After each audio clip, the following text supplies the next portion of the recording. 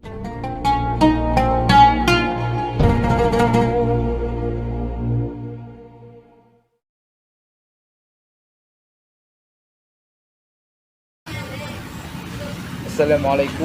warahmatullahi wabarakatuh.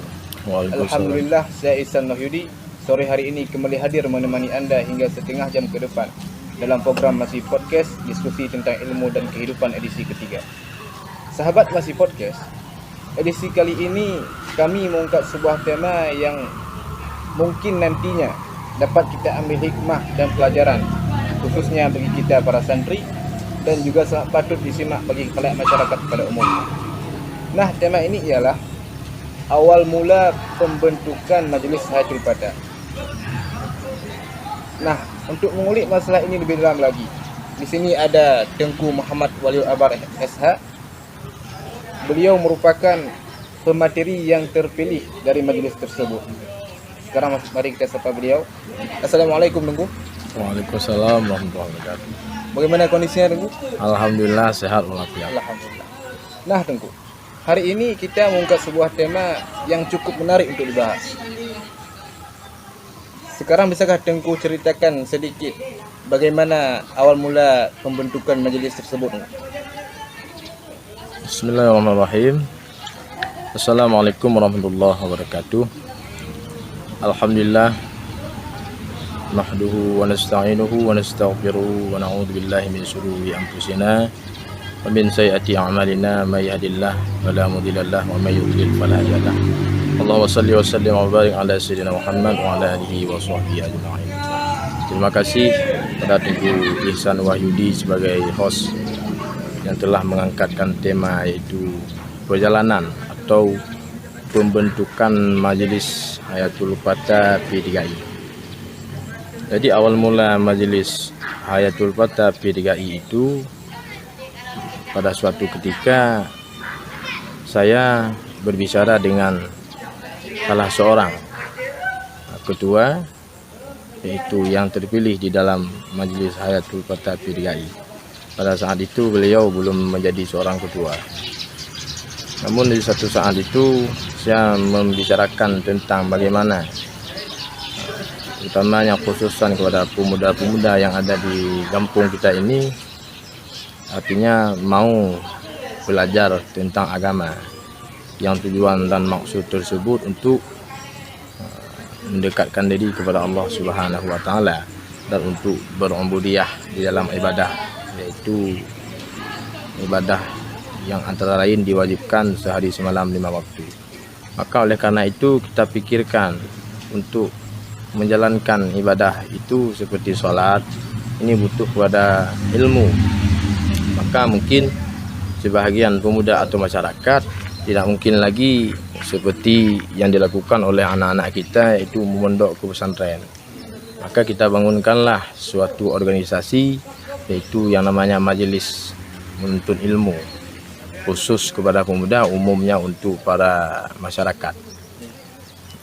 Ketika saya berkomunikasi dengan kedua tersebut, alhamdulillah begitu baiknya respon tentang membangunnya majelis organisasi tersebut, hingga beliau mengundanglah seluruh pemuda. Tetapi yang menariknya, cara mengundang beliau ini memakai kertas karton, artinya ditempel di dusun-dusun yang ada di kampung ini, yaitu 4 buah dusun. Sehingga setelah beliau mengundang melalui kertas karton, undangan terbuka, ini kan tidak ada suatu kewajiban bagi seorang untuk memenuhi undangan tersebut karena bunyinya umum. Maka ditaruhlah suatu malam untuk bermusyawarah membentuk Majelis Hayatul Fatah P3I yang saat itu belum ada nama. Maka malam tersebut tidak ada yang menghadiri. Yang ada yang menghadiri hanya sebahagian, yaitu sekitar 14 orang kalau nggak salah. Maka malam kedua daripada undangan tersebut, beliau datang kepada saya, wilayah Srajong Ibad, mengadu hal tersebut tentang hal ihwal, keadaan undangan tidak ada yang memenuhi, artinya sebahagian yang datang. Maka oleh sebahagian yang datang tersebut tidak mungkin dilaksanakan musyawarah. Lalu beliau meminta solusi kepada saya bagaimana. Karena ini saya pikir kepada jalan yang baik, yaitu menuntut ilmu, maka saya berinisiatif mengambil langkah-langkah. Yang pertama, saya undang sendiri. Saya pikirlah undangan-undangan per pribadi orang, per individu. Artinya sekitar malam itu kita bagikan undangan hampir 100 lebih seluruh, termasuk aparatur kampung dan seluruh orang tua atau tokoh-tokoh masyarakat yang diadakan rapat pada daerah Sajunibah. Inilah awal mulanya saya memanggil semuanya ke daerah Sajunibah, karena problem pertama ketika undangan kali pertama tidak ada yang datang. Maka alhamdulillah setelah kita musyawarah pada malam itu, terwujudlah cita-cita kita untuk membina pemuda ini. Termasuk pada saat itu terpilih sebagai pemateri saya. Padahal saya dulu dari awal-awal jauh-jauh hari tidak pernah mau untuk sebagai pemateri, karena kita ini menimbang dan mengingat ilmu yang sama kita masih dangkal. Maka oleh sebab itu saya menolak tawaran tersebut. Tapi karena ini kesepakatan ramai malam itu, orang-orang ini sudah pergi termasuk pada pimpinan pesantren yaitu Abu untuk meminta saya sebagai pemateri. Maka di saat itu terpilih saya pemateri, ketua ada, sekretaris, bendahara dan seluruh seksi-seksi yang dalam organisasi tersebut. Alhamdulillah majelis tersebut berjalan hampir 3 tahun lebih. Mungkin di dalam perjalanan majelis itu 3 tahun lebih, banyak angin dan gelombang-gelombang yang kita arungi bersama. Maka oleh saat itu kita membuat suatu keadaan atau suatu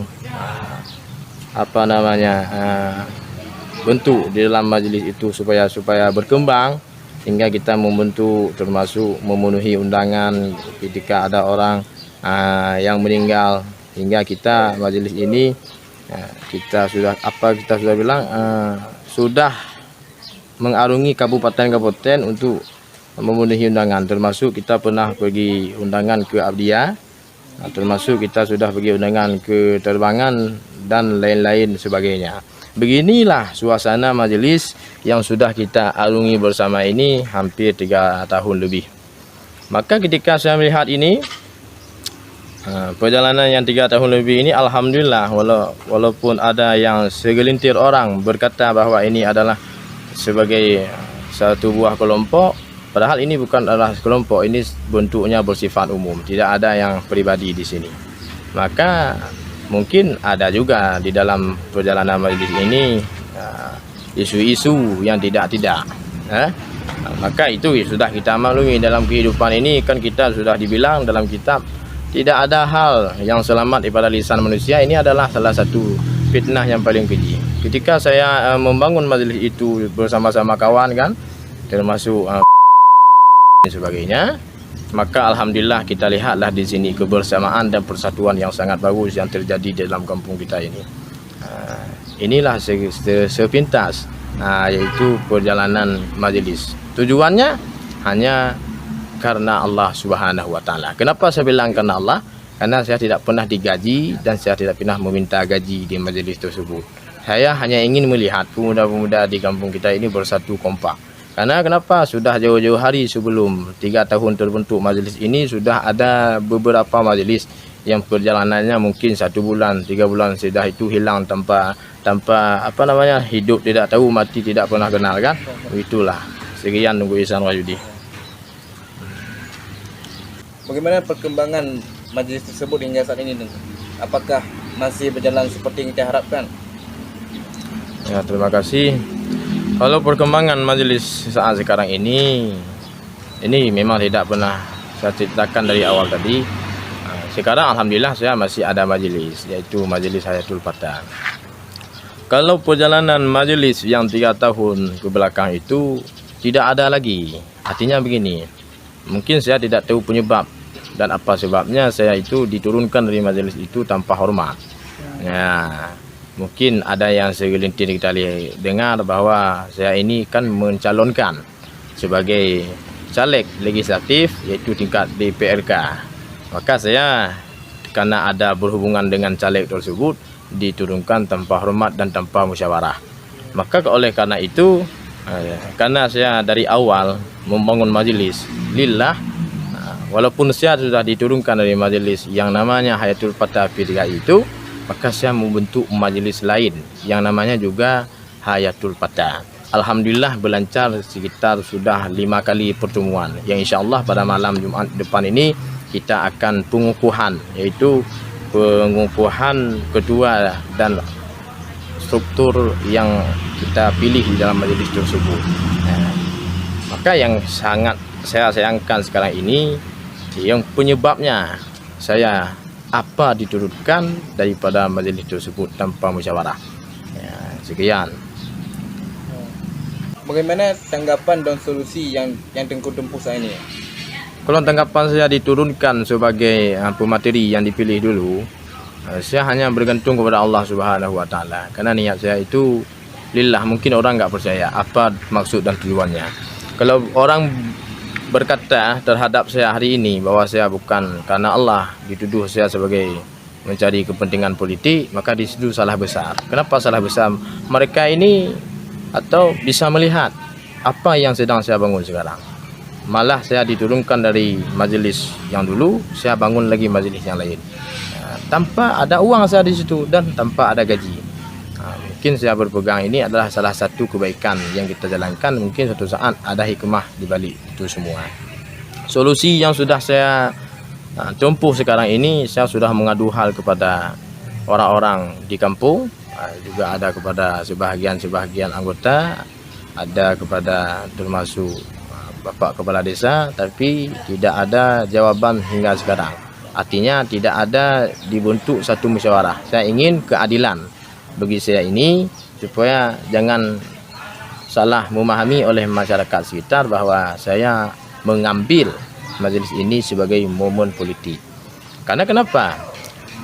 Memang pernah saya ucapkan di dalam majelis suatu malam, majelis ini tidak boleh berpolitik. Artinya maksud daripada perkataan itu, majelis tidak boleh dibawa untuk ranah politik. Misalnya datang seorang caleg mengasih duit, mengasih pakaian untuk anggota majelis, lalu beliau tersebut meminta suara kepada kita. Ini yang kita hati-hati dari sekarang. Bukan dalam artian individu seseorang berpolitik itu tidak bisa kita tegah. Kenapa? Menurut pasal 27 ayat 2 Undang-Undang tahun 1945, warga negara itu hak dan berkewajiban untuk memilih pekerjaan dan perlindungan terhadap dirinya, penghidupan terhadap dirinya yang layak. Maka tidak ada hak kita hari ini untuk menegah seseorang itu dia masuk politik atau tidak.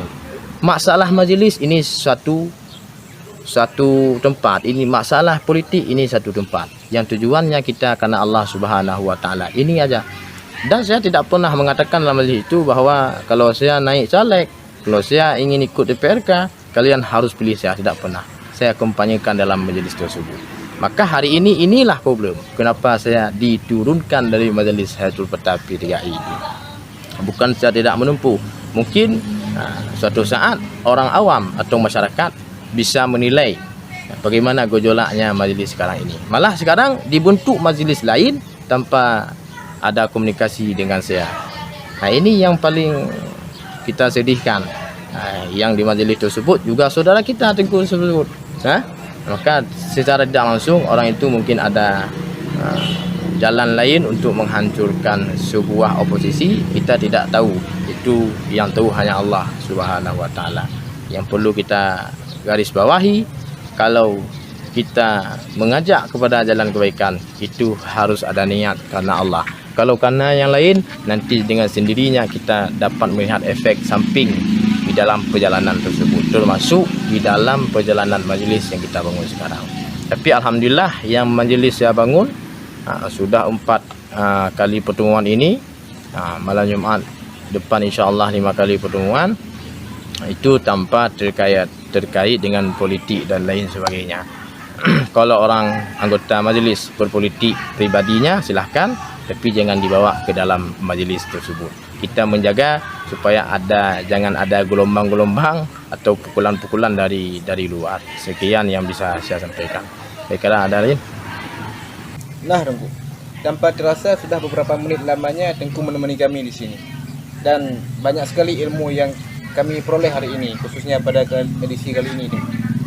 Adakah closing statement dari Tengku untuk menutup podcast kita pada kali ini, Tengku? Terima kasih. Closing statement bagi saya itu yang pertama, ketika seorang santri menuntut ilmu di pondok pesantren, pasti dia pulang ke kampung halaman. Yang artinya dia mencurahkan ilmu tersebut kepada masyarakat.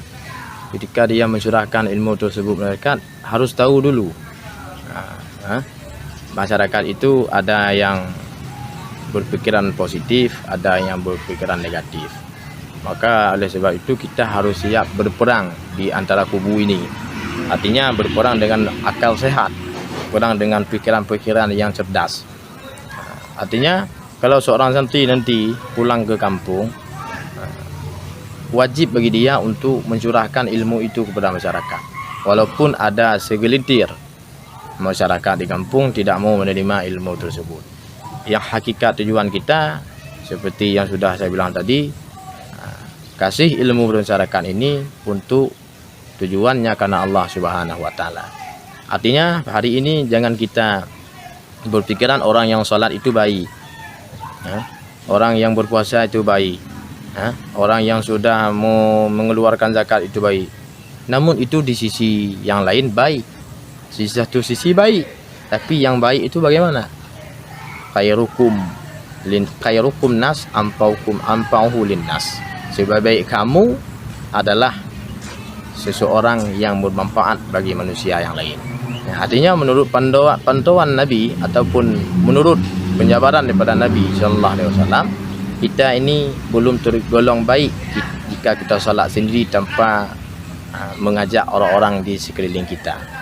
Tetangga-tetangga kita ajak, orang-orang kampung kita atau handai tolan sanak puli untuk sembahyang, untuk mendekatkan diri kepada Allah Subhanahu wa taala. Kenapa? Karena irhamu man fil ardi yarhamu man fis sama. Jika kita mencintai, menyayangi orang-orang yang ada di bumi, orang-orang yang di langit akan mencintai dan mengasihi kita. Inilah yang dimaksud. Artinya kita sempurna akhlaknya. Artinya jangan untuk kepentingan kita saja, ayo ajak orang lain masuk surga bersama-sama. Artinya mengajak solat dan lain sebagainya. Ini yang harus kita benahi nanti. Kalau kita sebagai seorang santri, kita pulang ke kampung, mengajak kepada jalan kebaikan. Walaupun orang itu benci dalam ajakan kita, namun kita jangan bersedih, karena itu memang perjuangan di dalam perjalanan kebaikan. Yang namunnya, yang artinya di dalam perjuangan dan perjalanan kebaikan itu pasti ada cobaan dan rintangan. Rintangan dan cobaan itu yang harus kita sabar banyak-banyak, karena nanti ada hikmah di balik itu semua. Masya Allah.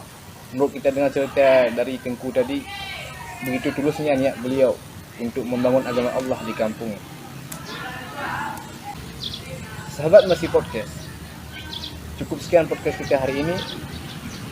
Dan jangan lupa nonton podcast seterusnya yang akan tayang tiap hari Minggu.